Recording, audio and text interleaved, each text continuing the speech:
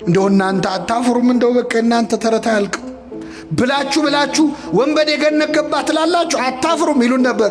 ይህን ታሪክ ከገድል ከድርሳን ሰውሮ ወንጌል ላይ ያጻፈ አምላክ ስሙ የተመሰገነ ይሁን። ወንጌል ላይ ባይጻፍ ምን እንደሚሉን እናውቃል።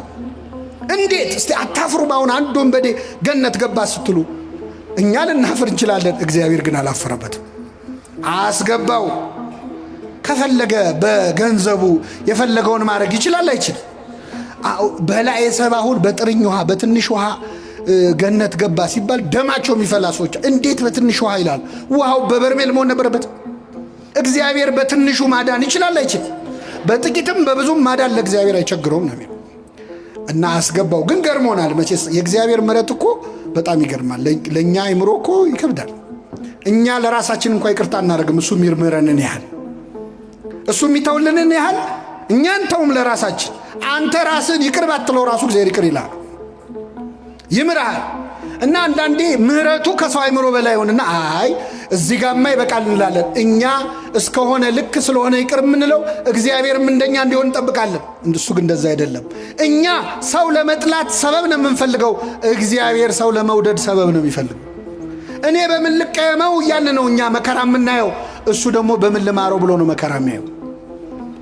ከአንድ ሰው ላይ እኮ እንከን ፈልገን ለመጥላት ማለት እኔ እሷን አልወዳትም እሱን አልወደውም ለማለት ሰበብ እንፈልጋለን። ሰበብ ከጠፋ ምን እንደምንል ታውቃላችሁ? ትከሻ አይወዳትም እንላለን።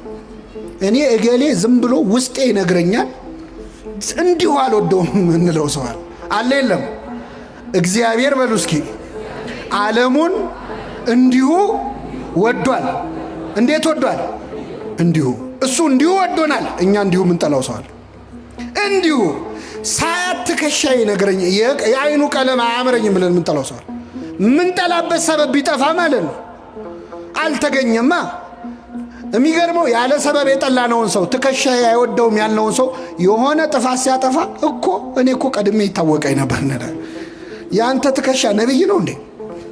ጉድ እኮ። እግዚአብሔር ደግሞ በምን ልማረው ይላል፣ ሰበብ ይፈልጋል። ምግባር ቢያጣ እምነቱን ያህል እንደው በቃ ትንሽ ቅንነቱን እግዚአብሔርን ለመፈለግ በሉ እስኪ ልቡን የሚያቀናውን ሁሉ ቸሩ እግዚአብሔር ይቅር ይበለው። አው መጽሐፈ ዜና መዋዕል ነው የሚለው።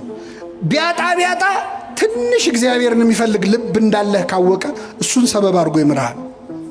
እግዚአብሔር መንግስቱን በርካሽ ዋጋ ሸጠው ብለዋል ባለቅኔው። በርካሽ ዋጋ ሸጠው። እዚህ መሃል ነጋዴ ካለ ይበሳጫል። እግዚአብሔር ግን መንግስቱን በዘለላ እንባ ሸጠው። ጠብ ባለች ባንዲት እንባ ሸጠው። መንግስቱን ያህል ነገር እንዴት በእንባ ይሸጣል? በትንሽ ነገር ነው የሚሸጠው። ለመማር ሰበብ የሚፈልግ አምላክ ስለሆነ እና ይህ ወንበዴ በመንግስት ምን በለኝ አስበኛለሁ። ከሱ በፊት እኮ ጓደኛው አንተ ክርስቶስ አይደለ ራስን አድን ብሎ ሰድቦታል። ሲሰድበው መልስ አልሰጠውም። ማረኝ ሲለው ግን ካፉ ተቀበለው። እግዚአብሔር ለቁጣ የዘገየ ለምህረት የቸኮለ አምላክ ነው። መዓቱ የራቀ ምህረቱ ሩቀ መዓቱ ብዙ ምህረት የተባለ ለዚህ ነው። የቀኙ ሲሰድበው ቆይ ቀጣሃለሁ አሳያለሁ አላለው። ሲኦል ከታሃለሁ ዛሬ ሁኑ ሲኦል ከኔ ውጭ ሆነ ሲኦል ትገባለህ አላለው። የቀኙ ግን ማረኝ ሲለው ዛሬ ከኔ ጋር ቤት ትሆናለህ፣ በገነት ትሆናለህ። ለዚህ ወንበዴ ምህረት ያደረገ አምላክ ለሁላችን ምህረት ያርግልን። የሚገርም ነው። ኪሩብ እንኳን ደነቀው እኮ በሰማይ የእሳት ሰይፍ ይዞ ሱራፊ መልአኩ ገነትን የሚጠብቀው እሱ እዛ ይጠብቃል። እንደውም አንዱ ባለቅኔ ምን አሉ መሰላቸው? ይህ ሰው የዕድሜው ሙሉ ወንበዴ ነው አይደለ? ብዙ ነገር ሲሰርቅ ነው የኖረው። ባለቀ ሰዓት ምንድነው የሰረቀው ካላችሁ ገነትን። ምንን ሰረቀ? እዛው መስቀል ላይ። አይገርምም? እንደ ወንበዴ ነገር እኮ እዛ ጨረሰ። ኪሩብ እዛ ሰይፍ ይዞ ገነትን ይጠብቃል። እሱ ከባለቤቱ ጋር ተነጋግሮ ቁልፍ ተቀብሎ መጣ። ሲያየው ደነቀው። ግብረ ሕማማት ሲነበብ ሰምታችኋል። ቅዱስ ያዕቆብ ዘስሩግ እንዴት አድርጎ እንደጻፈው አንተ ማነ አብርሃም ነህ እንዲህ ያለው ሲያየው፣ ያ እንግዳ ተቀባዩ አብርሃም ነው ወይ? ማ እኔ አለ የቀኝ ወንበዴ። እኔ እንግዳ ልቀበል፣ እንግዳ ካገኘው ሳልዘርፍ አልሸኝም አለ። እንግዲያው አንተማ ዳዊት ነህ፣ አንተማ ገሌ ነህ እያለ የጻድቃንን ስም ጠራለት፣ ደረደረለት። አይደለውም። ታዲያ ማነ? እኔ ወንበዴ ነኝ፣ ሌባ ነኝ፣ ቀማኛ ነኝ። እንዴት መጣህ እዚህ? የእሳቱን ባህር እንዴት ተሻግረ መጣህ አለው። የክርስቶስን የደሙን ማህተም ሲያሳየው በልና ግባ አለው። የደሙን ማህተም ይዘን የማናልፈው በር አለ? የለም። አስገባው። ስጋውን ደሙን ተቀበሉ የሚባለው ለዚህ ነው። ስጋውና ደሙን ተቀብለን እማናልፈው በር የለም። ስጋዬን የሚበላ ደሜን የሚጠጣ ምን አለው ብሏል ክርስቶስ። ስጋውን ደሙን ተቀብለን እማንገባበት በር የለም።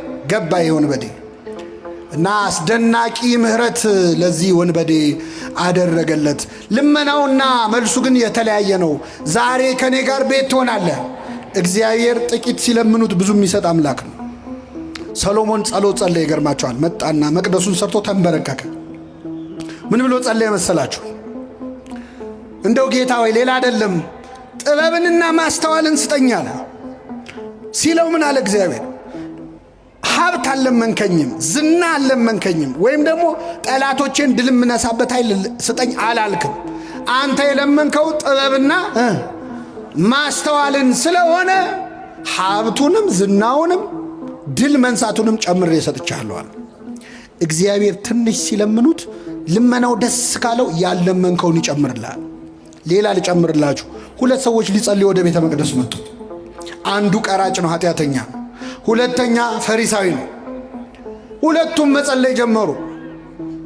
ፈሪሳዊው እንደው በጣም አስቂኝ ጸሎት ነው ያደረገው። ምንድነው? ጽድቁን ነው የሚያወራው። ጌታ ሆይ በሳምንት ሁለቴ ጾማለሁ፣ በሳምንት ሁለቴ ምን እላለሁ? አሁን ጸሎት ነው ሪፖርት ነው። ጾማለሁ፣ ካለኝ ከ10 አንዱን እሰጣለሁ፣ እንዲህ አደርጋለሁ እያለ ይመጻደቃል። ቀራጩ እዛ ጋር ቆሟል እና እየጸለየ ዞር ብሎ ሳይው ቀራጭም አለ። በሳምንት ሁለቴ ጾማለሁ፣ 10 አወጣለሁ፣ እንደዚህ ሰውዬ ስላላደረከኝ ምን እልሃለሁ? አይገርም? ምጽድቂያው ማለት ነው። እንደዚህ ሰውዬ ስላላደረከኝ አመሰግንሃለሁ አለው። ያ ሰውዬ ግን ቀና ብሎ ማየት ፈርቶ፣ ቀራጩ ማለት ነው። ልክ ምናሴ በጸሎቱ እንዳለው ቀና ብዬ የሰማይ ርዝመት አይ ዘንድ አገባቢ አይደለም እንዳለው ቀና ማለት ፈርቶ ወደ መሬት አጎንብሶ ጌታ ሆይ እኔን ኃጢአተኛውን ማረኛል። እስኪ በሉ እኔን ኃጢአተኛውን ማረኝ። ልክ ይህንን ሲል ይህ ቀራጭ ይላል ጻድቅ ሆኖ ወደ ቤቱ ተመለሰ ይላል። ከዚህች ቤተ ክርስቲያን ጻድቅ ሆኖ ለመመለስ ያውቃል። አይገርምም? ኃጢአተኛ ሆኖ ገብቶ ምን ሆኖ ተመለሰ? አሁን እኔ እሱን አለም የፈለግኩት ጌታ ሆይ ጻድቅ አድርገኝ ብሎ ጸልዋል። እኔ ጸልየው ምንድን ያለው? እኔን ኃጢአተኛውን ምን በለኝ ማረኝ። እሱ ምህረት ነው የለመነው። አረ ምህረት ብቻ አይበቃህም አንተ ጻድቅ አድርጌሃለሁ። እግዚአብሔር ትንሽ ሲለምኑት ብዙ የሚሰጥ አምላክ። እግዚአብሔር ጸሎታችንን አስተካክሎ ይስማል። አሁን እኮ በእውነት እግዚአብሔር አቅምቶት ካልሆነ የእኛ ጸሎት ነው። እየሰማችሁ ነው? ሲጀመር የእኛ ጸሎት አንደኛ አባታችን ሆይ መቼ ጀመረን ከመቼው እንዳለቀ ገርሟቸው ያውቃል? ብን ያለ ጸሎት ነው። ወይ ትኩረት የለው ወይ ተመስጦ የለው። ለምነው ምድራዊ ነገር። ይሄ ወንበዴ ከኛ እንዴት ተሻለ? ጌታ ሆይ በምን አስበኝ ነው ያለው። በምን? እኛ ለምነው መንግስቱን ነው ወይ? እስቲ ዛሬ ጸልየ ነው የምንሄደው ጸሎት ስንገባ ጸልየን የገባው ጸሎት መንግስቱን ነው? እንደው አደራህን የመንግስትህን ነገር ብለናል። ምድራዊ ነገር እኮ ነው ልመናችን። እኔ አባታችን የሚለው ጸሎት ራሱ እኛ ብንሆን የጻፍነው ብዬ አስባለሁ አንዳንዴ። አባታችን ሆይ በሰማያት ስምህ ምን ይበል፣ ከዛስ ፈቃድ በሰማይ እንደሆነች፣ ከዛስ የዕለት አሁን እግዚአብሔር ስለሰጠን ነው እንጂ እኛ ቢሆን የጻፍነው አባታችን እንጀራችን ውስጥ ብለን ነው የምንጀምረው። መጀመሪያ ሆዴን ነው፣ ስጋዊ ነው ልመናችን። ይህ ወንበዴ ግን አስቀድማችሁ ጽድቁን መንግስቱን እሹ ነው ያለው። እስቲ መቼ ነው ስዕለት ሲሳል ለንስሐ አብቃኝ ብዬ ተስዬ ነበር የሚል ስለት ሰምታችሁ? ለቁርባን አብቃኝ የሚል ስለት፣ የቤተ ክርስቲያንን መከራ አቁምልኝ የሚል ስለት፣ እስቲ በቃችሁ በለን የሚል ስለት። እዚህ ያለ ሰው ንስሐ ቢገባ ጸጥ እንደሚል ታውቃላችሁ? ማዕበሉ እዚህ ያለው ሰው ብቻ ንስሐ ቢገባ ማረኝ ቢል ዝም ብሎ የውሸት አረ ግን ንስሐ መግባትም አንፈልግም። ለምን? እምንሰራው የቀረ ብዙ ኃጢአት አለ። ብዙዎቻችን በነገራችን ላይ ንስሐ እንዳንገባ የሚያደርገን ያለፈው ኃጢአታችን አይደለም፣ ለወደፊት ልንሰራ ያሰብናቸው ኃጢአቶች ናቸው። እቅዶቻችን ናቸው ያስፈሩን። ገና የቀረ ፕላን አለን። ስለዚህ አይቀስ ብዬ በኋላ ገባለሁ እንድንል ያደረገን ገና ከኃጢአት ፍቅር ስላልተላቀቅ ነው። አምላካችን ያላቀን በመንግስት በመጣ ጊዜ ምን በለኝ አለ? አስበኝ። ዛሬ ከኔ ጋር በየት ትሆናለህ አለው? በገነት ትሆናለህ አለው። ይህ ወንበዴ 10 ደቂቃ ባልሞላች ጊዜ ውስጥ ነው ክርስቶስን አናግሮ ንስሐ ገብቶ ገነት የገባው። እኛ ጊዜ የለኝም ወደ እግዚአብሔር ለመመለስ እንላለን። ሰበብ ምን ቢዚ ብትሆን፣ በስራ በትምህርት በማህበራዊ ህይወት ብትወጠሩ ከዚህ ወንበዴ በላይ አልተቸነከራችሁ። ሰበብ የለንም። ይህ ወንበዴ በደቂቃ ምህረት እንዳገኘ ተመለሱ እንጂ እግዚአብሔር ወደ ሁላችን ይመለሳል። የእኛ ንስሐ የማያስተካክለው ነገር የለም። ጸሎታችንን አርትቶ ስለሚሰማ ማለት ነው። አንድ አባት ያደረጉትን ልንገራችሁና አበቃለሁ። ጸሎት ብዙ ጊዜ እኛ የምንጸልየው ጸሎት የማይሰማበት አንዱ ምክንያት እግዚአብሔር ስለሚወደን ነው። እስኪ በሉ እግዚአብሔር ምን ስለሚለን? ለምን መሰላችሁ? አሁን እዚህ መሃል ወላጆች አላችሁ። ልጃችሁ እንደው ቤት ውስጥ አይጥ አስቸግሯችሁ ለአይጥ ብላችሁ የገዛችሁት መርዝ ቢኖር ይህንን መርዝ በዳቦ አድርጌ ካልበላው ብሎ ልጁ ቢያለቅስ ወይ ልጄ ለምን ጓጉቶ ይቀራል ብላችሁ ትሰጡታላችሁ? ቢያለቅስስ? አለቀሰው ትሰጡታላችሁ? እንገርፈዋለን እንጂ አንሰጠውም። ለምን? ልጃችን ስለሆነ። እግዚአብሔር አባት ነው። ስንት ክፉ ነገር ለምን ነው። ይገርማቸዋል። ስንት ነገር የማይጠቅመን ክፉ ነገር ለምን ነው። ሲጀመር አቋምም የለንም እኛ እኮ ስንጸልይ ታውቃላችሁ። ዛሬ በአብዛኛው የማየው ወጣቶች ነው። የወጣቶች ጸሎት ብዙ ጊዜ ከጋብቻ ጋር የተያዘ ነው አይደለም? አዎ። አንድ ወጣት ይመጣና አንዲትን ሴት ይወዳል። እንደው ጌታ ሆይ መድኃኔዓለም እችን ልጅ እጄ ካስገባ የዛሬ ዓመት ድባብ ነው የምሰጠው ይላል።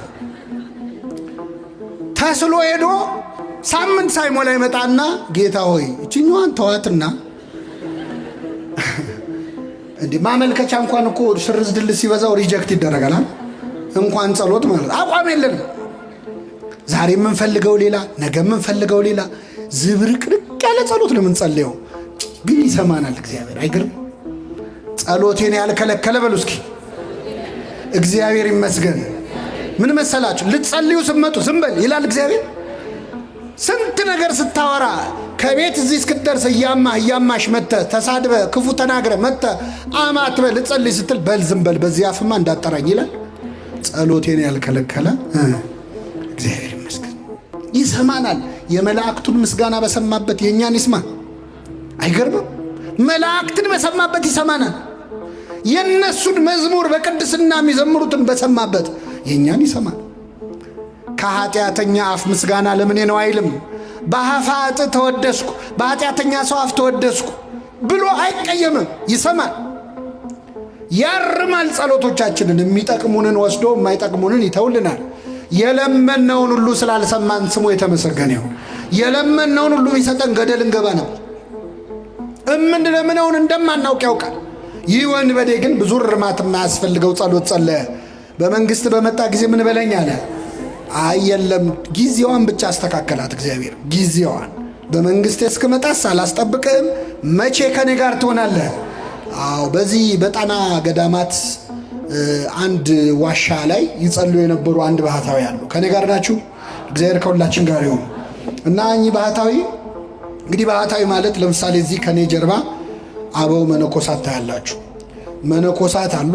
መነኮሳት በገዳም የሚኖሩ እንዲህ ባለ ገዳምም በሩቅ ባሉትም ገዳማት የሚኖሩ መነኮሳት ናቸው። ባህታውያን ደግሞ ገዳምም አይገቡ፣ በስርዓተ ቤተክርስቲያን ገዳም የሚገቡ አይደሉም። በበረሃ ነው የሚኖሩት፣ አይታወቁ እና እውነተኛ ባህታዊና ሐሰተኛ ባህታዊ መለየ ከፈለጋችሁ እኔ ቆንጆ መለያ ነግሬያችሁ ሂዱ። ዛሬ ምን መሰላችሁ? አንድ ባህታዊ አንተ ካወቀው ባህታዊ አይደለም አሉ። የሰማችሁ ነው? ካወቅነው እኛ ባህታዊ አይደለም። ለምን? ባህታውያን አይታወቁ። መነኮሳት እንኳን የሚያገኟቸው በራእይ ለምሳሌ አባ መቃርስ አግኝቶታል። አባ ጳውሊ አይቶ አናግሮት መጣና ምን አለመሰላችሁ? መነኩሴ አይደለሁም፣ መነኩሴ ግን ያውቃል። መነኩሴ አይደለሁም፣ ምን አይቻካለሁ? መነኩሴ አይደለም። እና እውነተኛ ባህታውያን ዓለም ላይ ያሉ ስማቸው ማን እንደነበረ ጭምር ይረሳሉ። ዓለማዊ ስማቸው ይጠፋቸዋል። ዓለም ላይ እንዴት ነው ፀሐይ ይወጣል፣ አሁን ንጉሥ ይነግሳል፣ እንደ ድሮ እንዴት ነው ብለው ነው የሚጠይቁት። ምንም ከዓለም በፍጹም የተለዩ ዓለሙን መስለው ባህታዊ የሚሉ ሰዎች አትመኑ ማለት ነው። በሌላ ቋንቋ ገብቷችኋል?